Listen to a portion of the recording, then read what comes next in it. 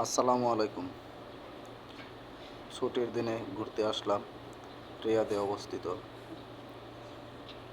একটা পরিত্যক্ত স্কুল।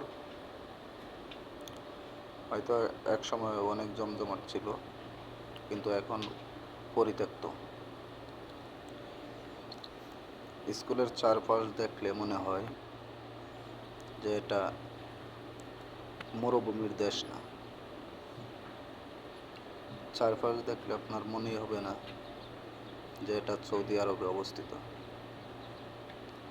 অনেক গাছগাছালি, অনেক সুন্দর লোকেশন।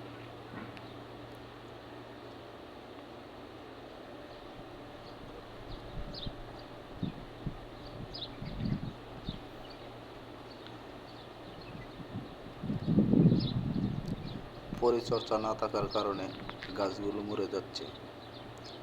পানির অভাবে, পরিচর্যার অভাবে গাছগুলো এখন শুকিয়ে যাচ্ছে।